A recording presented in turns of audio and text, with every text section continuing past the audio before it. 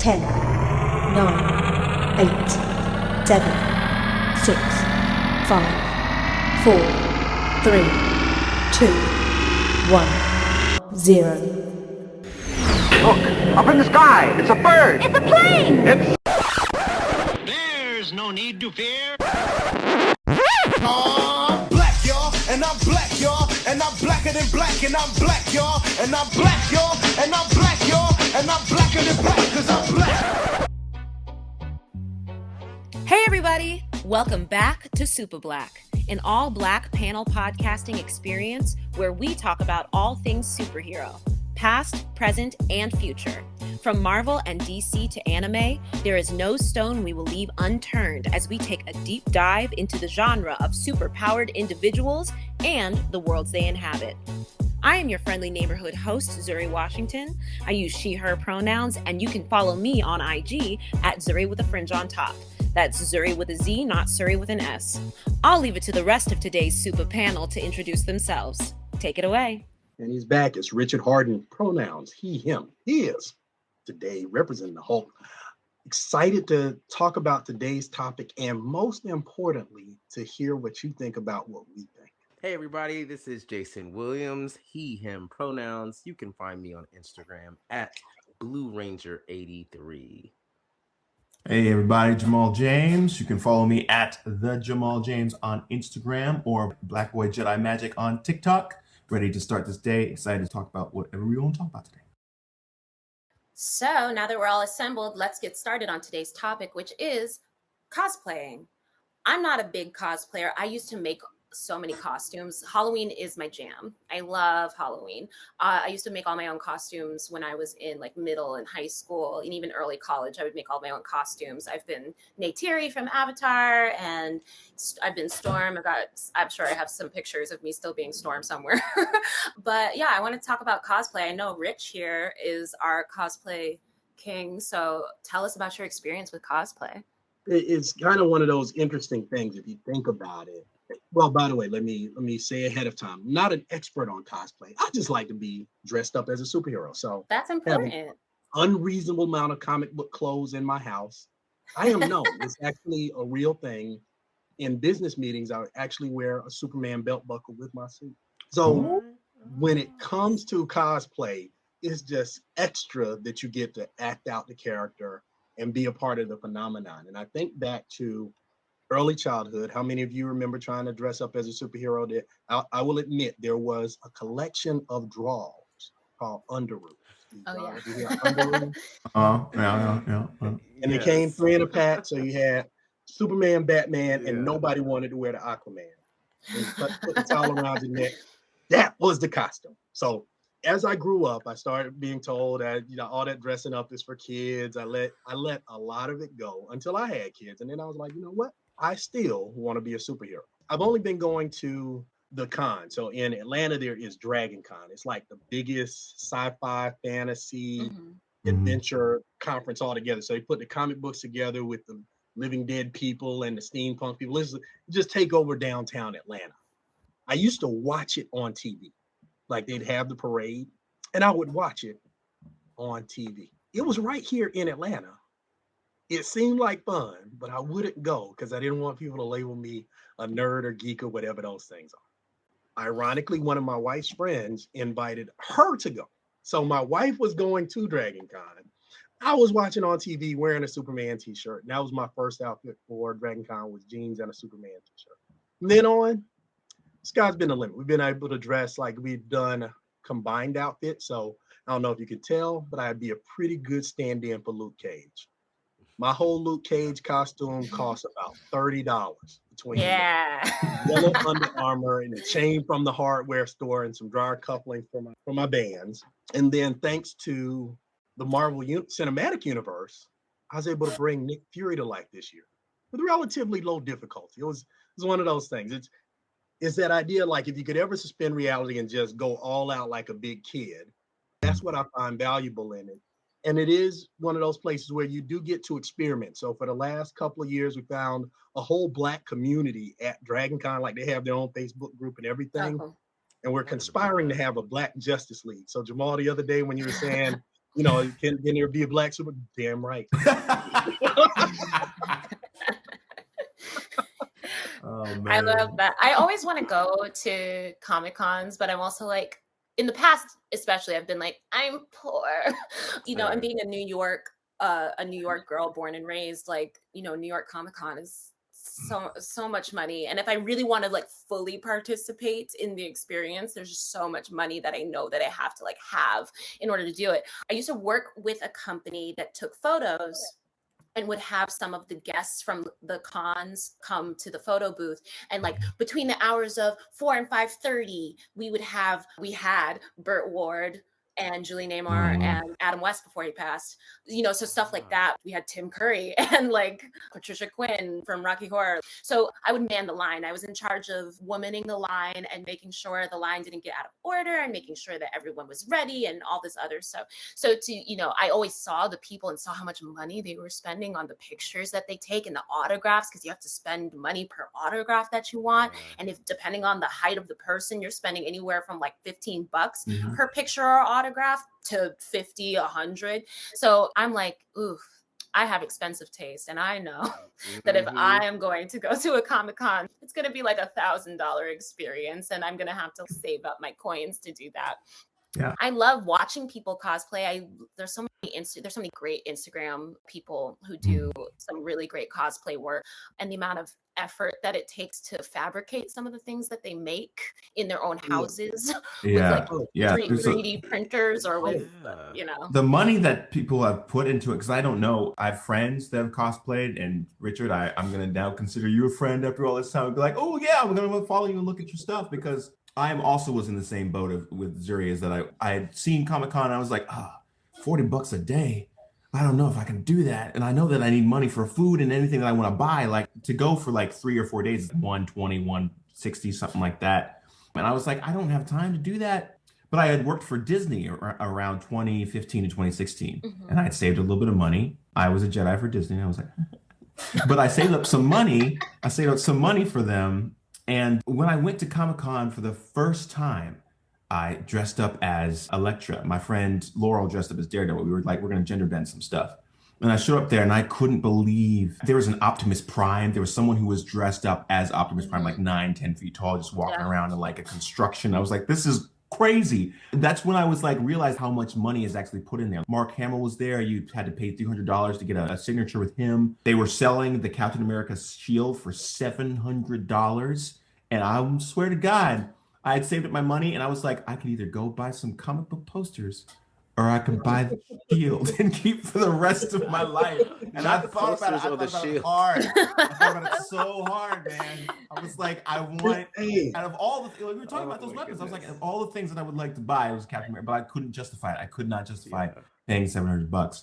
So, I mean, like, yeah, it's an expensive venture because there are artists there are items, original comic books, there's memorabilia from the films. Like, there's a lot of money that's put into that event. And like every day is different. Vendors leave. And then the next day there are other people and there's buying costume pieces. It's a huge thing. Huge thing. That's an important thing to do. You know, in everything. I say you got to honor your budget. Honor your budget. But it also helps you to be strategic about what you get as you go. Yeah. So, for example, my wife does Misty Knight. First year is relatively casual, but as we start looking through the comic books, baby, you need a gold gun. So they're strategically going through. Oh, by the way, don't buy anything buy everything on the last day. If the con starts on Friday, or gets at its peak on Saturday, be there Sunday afternoon when they about to have to pack all that shit up. And they're willing to be flexible about their price.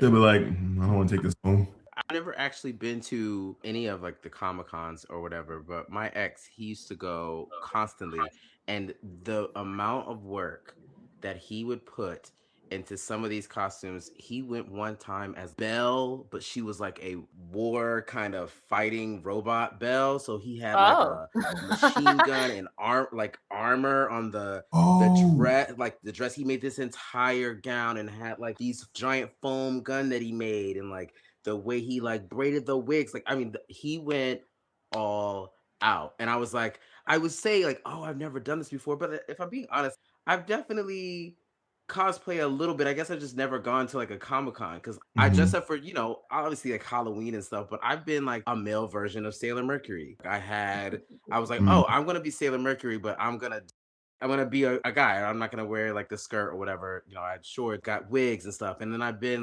Sexy Patrick with the thigh high boots. Like I did that for Pride, just Sexy randomly, Patrick. like right, just randomly. And I found like a really affordable way to do all that stuff. So it's like Right. I guess I kind of have, but it didn't feel like it was cosplay to me. I feel like I don't know why I feel like cosplay is something very specific. Richard, you can correct me on this. I felt like cosplay, it's not just, oh, I'm gonna dress up for Halloween, or I'm gonna dress up in a costume. Like I don't know, I don't know why I feel like it's something that is very specific.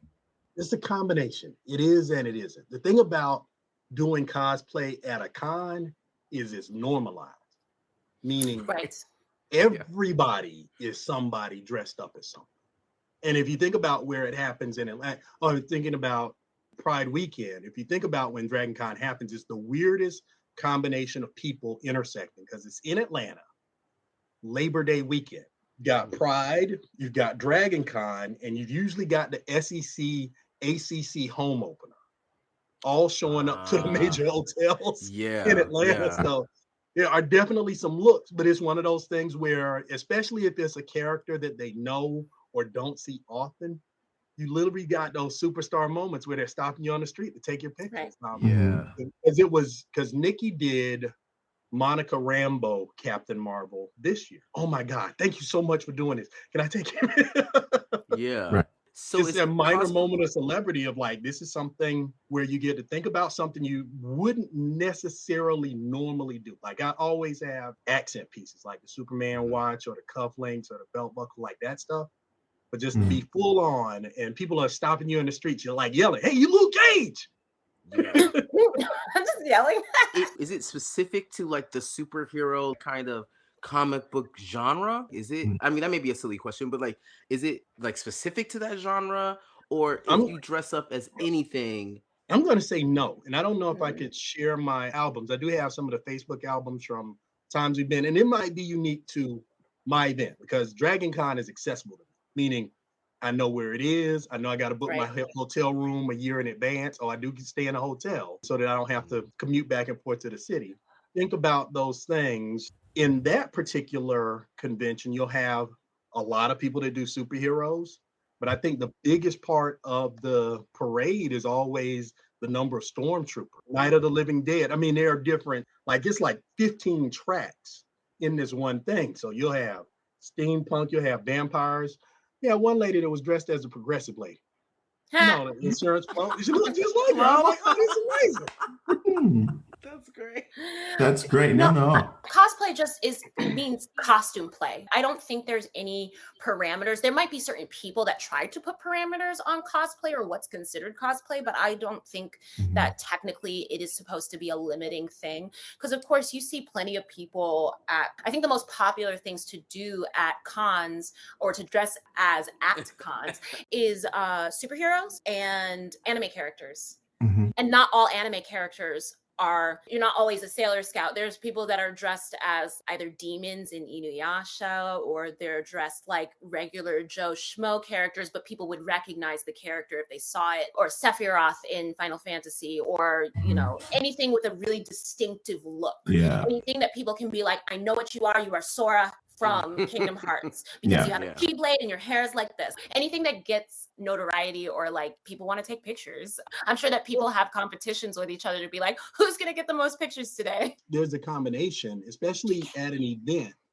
You'll bring together those common characters. They'll have like there was a Wakanda assemble at Dragon Con. I was like, man, I did not know all these Black people were out here cosplaying, because when I started, we were fewer and further in between. Sure. You know what I mean?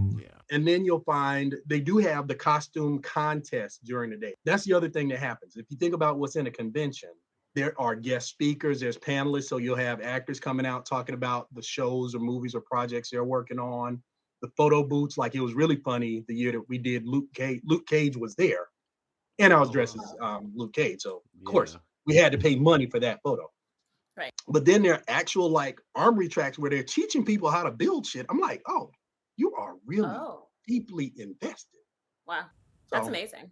Yeah. The people that I know who do cosplay, like when I say like where my eyes go bug-eyed is they do it all the time. I see some posts like at least every 3 or 4 days of them doing something different. I've seen video game characters, anime characters, superheroes, things from like Buffy, like things Right. that like it's like pop culture in general, like just as much Yeah. something that you could find recognizable where they just change and transform. Sometimes I feel like it can be a business in a weird way, like where sometimes For sure. people try to monetize it because you can get hired for events just because you have the pieces.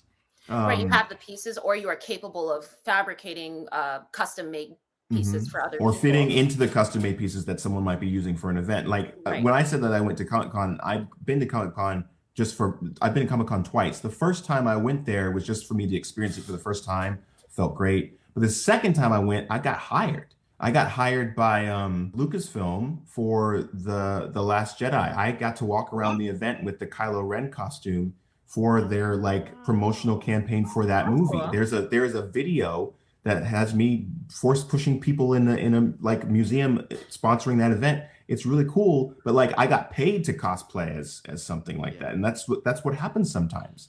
It's like there's money that can be made in that way.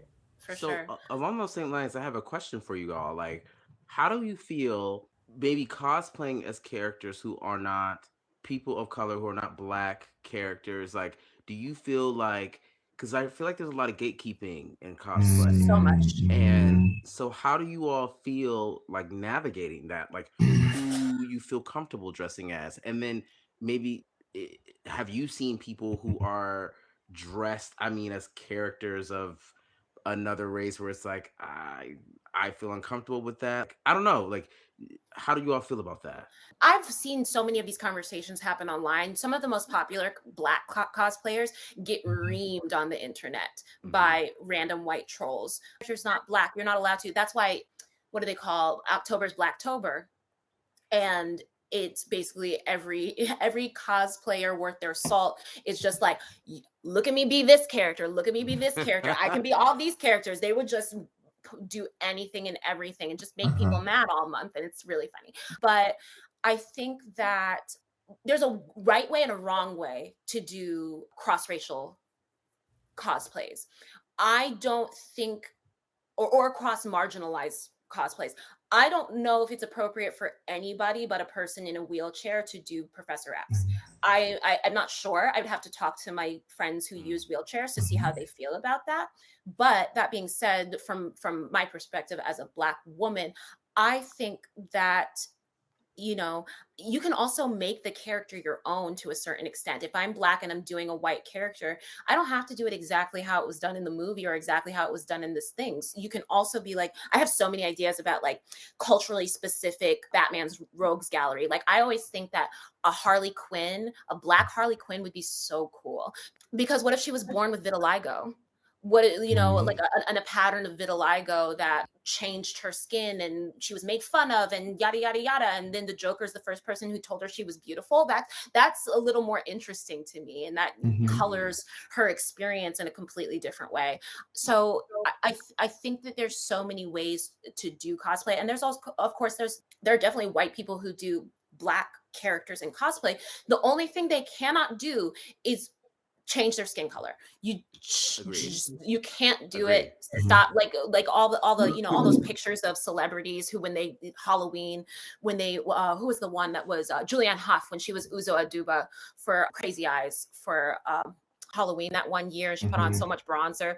And it's just, you have to use common sense to a certain extent, but you can still do the character, and there's a certain reverence that most people have for the characters that they play, and for the most part I think they know better than to do certain things depending on what is called from them to do it. I know so many Black nerds that learn Japanese, that have moved to Japan, that they're more steeped in anime culture than some Asian people I know. So I think that if you are doing your due diligence, and you're still consciously thinking about, okay, maybe I can't do that, but let me do this instead, and let me tweak things here and there in order to portray the Mhm. character to your best ability. I think it's I think it's fine. I think it goes to the notion it's playing, right? You're actually playing. So kind of the Right. same grace that we give the suspension of reality when we're looking at a cartoon or a superhero Right. movie is the suspension of the fantasy to say, well, you're not Luke Cage, but damn it, you kind of look like him. Mhm. But at the same time, like 2 years ago, I did Wilson Fisk. Now, Mhm. obviously, John Coffey did it, so it did have a time where the Kingpin was a black dude, but I was still Mhm. wearing, the white jacket effects of Wilson Fisk, who's, Hawkeye and all that other stuff. But I'm just to say, you get the chance to play around, and as long as you're having fun with it without making fun of someone, I think that's in your border zone. Because I think one of my favorite outfits from 2 years ago was somebody had actually done like you find people doing these mashups now, where Mhm. somebody Mhm. literally had a mashup costume of Jon Snow in the Night's Watch and Black Panther. Oh, Hmm. interesting. So if you can imagine the Mhm. armor, the jewelry, but the crow's fur and the sword, it's like, oh my God, this dude is killing this Ooh, yeah. cosplay. It's total different concept. This character doesn't exist, but we're playing.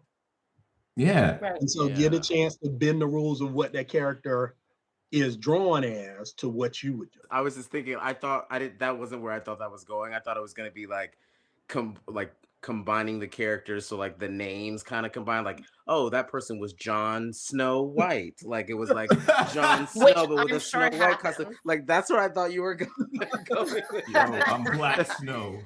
I'm Black Black Snow. Snow. No, I'm just like, I think for me, it's like I'm not a big fan of gatekeeping in general, even especially when it comes to cosplaying. I think my thing, no matter what, even when it comes to like the thing of Halloween or anything like yes, with Zuri, I think there's an element of common sense, like legitimately, of like I think anyone can really play anyone else except as long as it's not like cultural appropriation or you're like changing your skin tone. But like if someone wants to dress up as Peter Parker, I'm like all for it. If someone wants to wear a Black Panther costume, I'm like all for. I personally am not offended or feel like I'm just like, please give honor to the heroes that you actually love and cherish. Like I'm okay with that. You're like, and you're doing it respectfully. Like someone who's like, I'm going to culturally appropriate something that's racially identify with that. Like that makes me feel a little weird. But like other than that, I'm just like, if you love that character, please, I want you to be able to wear it. I'm not going to be like,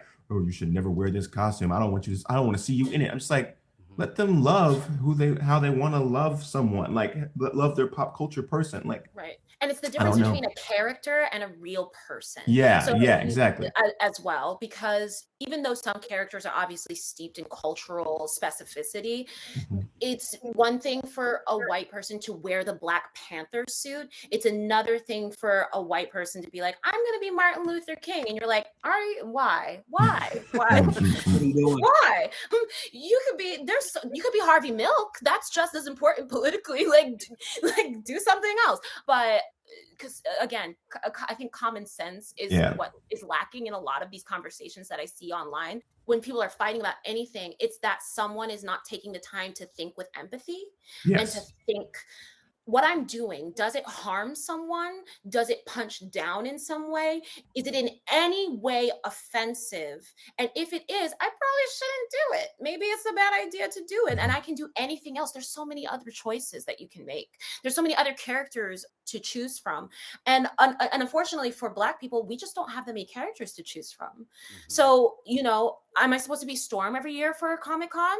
Am I supposed to, be Storm and then No, obviously not. who was I thinking about? Bumblebee and like yada yada, just pick the various Black girl roles that exist in the universe already and just kind of leave it at that. No. So that's why, I don't know, it's like the affirmative action of cosplay. I'm allowed to do what the fuck I'm gonna do. Yeah, exactly. That's right. I feel that. So, until someone sees that we do belong in these universes with these specific backstories that we have, that the richness, we know how rich our history is. We know how rich our lives are. And I think that there are a bunch of characters that accomplish those ends, but there's something I always connect to Harley Quinn. Batman the Animated Series, that's my love. But like, I really connect to Harley Quinn. But I also connect to Poison Ivy. I'm like, you know what? She's not wrong. Do we have to kill some execs in order to get this Earth together? Might have to. I don't know. That just might have to be the play. And but my Poison Ivy would have dreads made of like birds' nests and like I don't know. I just have like fun with it. I that's what I love about cosplay, is that you really can do almost anything within reason. And I think the people who can't imagine those things don't have good imaginations to begin with. Yeah, I feel you. I love seeing it on Instagram. Like anytime I see some cosplays, I'm like I can't do that. I'm just like, I'm in awe of anyone who does it so well and devotes so much time. And then I'm just like, you look like your own version of it. That's so cool. I'm always like, oh my God, just bow. That's what I do. Some people are so traditionalist, I think sometimes, or I don't know if that's the word I want to use in this particular case, but they're like, it needs to look exactly like the thing. So that was the problem with Cowboy Bebop for a lot of people with the Netflix. And I haven't finished it, but me and I enjoyed it. We're really enjoying it. And people from the beginning, when John Cho was cast, they said Spike Spiegel is an Asian, and I was like, get the F out of here. Yeah. Like, what? Why are we fighting? First of all, we don't know what the F anybody is in any anime. For the most part, it's really hard to tell unless the character has a specifically Asian name. But literally anyone could be anything. Because Spike Spiegel, it might not even be his real name for all I know. I know in the context of the Netflix, I don't think it is. It's like a cover name. And so and then when having Jet Black actually be black, people were so mad about so many things. They were mad that Faye Valentine wasn't wearing yellow shorts, and I was like, y'all, these are not the concerns that we should have. Yeah. What are we? They cut that show off at the knees before. No, like that show should have gotten a second season. Period. But you know what? Like I feel like that is going to continue happening. It's happened anytime a recognizable property goes and it becomes like a movie or something. I can remember being a kid. I'm showing my age here, but I saw the original Ninja Turtles in the theater, and I remember thinking, still the best. Where is April O'Neil's yellow jumpsuit? She's not in a yellow jumpsuit. I don't recognize her as April O'Neil. You know what I'm saying? Like, it's like, listen, I'm a complete bitch about Harry Potter not having green eyes, so I get it. Yeah, you know, it's just like when you have that image in your head. Like, so I get it. It's trivial, and that it shouldn't be, a main focus. But I would be remiss if I didn't say I didn't get it to some extent, not the extent that these people go to. And you're grown adults. You were a child. John Cho was John Cho was doing great work in that show. John Cho was doing great acting. Yeah, I was like, there's something where I'm just like, it's hard for me to hesitate to say this, but I feel this way in a lot of pop culture things. Like, I have to check myself a lot of the time. Like, there's sometimes, like, Star Wars is like my bread and butter. Like, Marvel is also my bread and butter, especially now. I used to be all about DC, and now the movies came out, I'm like Marvel all the way. But I also have to check myself when I'm just like, am I too attached to what I know that gets in the way of me watching something that could be new and just as great, just as enveloped, just as awesome? Or am I just allowing myself to be like, I need to recognize something that stops me from like connecting here? And sometimes I'm like, no, I feel pretty okay. Like, my criticism of Man of Steel, I'm okay with that. I don't feel like that's a version of Superman that I want to connect with, is allowing him to allow his dad to be sacrificed. Like, I get that. The way that they treat Luke Skywalker in the latest trilogy of Star Wars, I don't like that. Like, I just don't.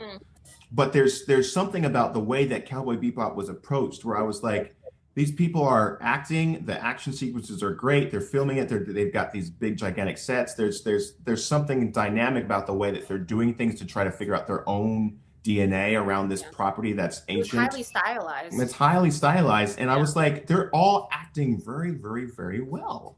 I was like, Emily in Paris season 2, I didn't need that. There are tons of shows Right. that I don't need. Multiverse Like, season I'm saying, like, more shows that take time to give imagination, I'm like all for it. I don't need more of the same. There's too many shows that are more of the same. And that's where I'm like, there's an entitlement of being in pop culture, an entitlement of being like geeky or nerdy properties where I don't always agree with. Like hatred on the cast and the director and people in production. I'm like, this is where it gets too high.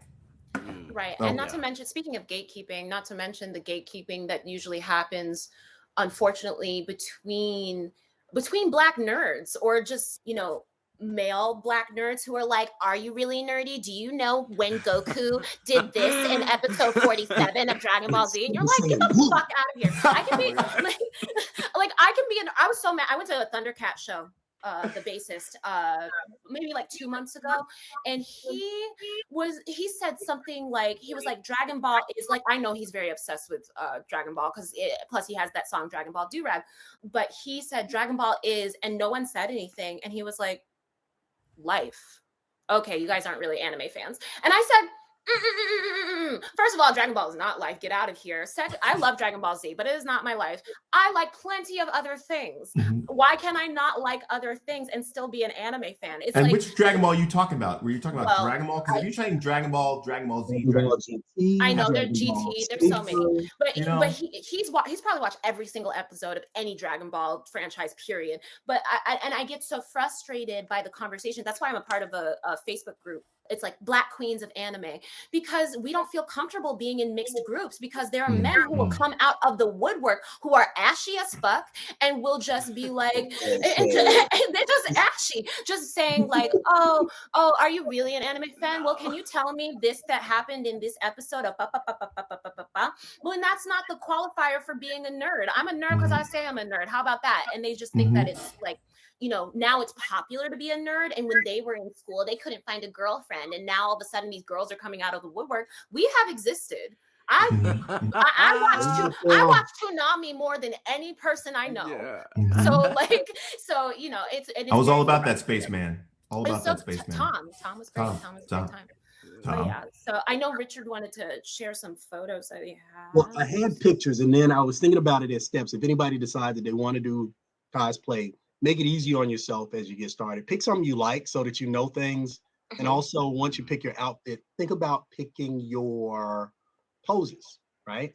Meaning, okay, so let's do this here because I got my templates, right? So I said I was going to do Kingpin, yeah? Didn't do villains often, but with Kingpin, I had the combination of who's Wilson Fisk, what does he wear, and how Michael Clark Duncan do it. And of course, you just run into random other characters as you're out there, because I think there were several Daredevils to have the battle poses with. So just thinking about what do you like?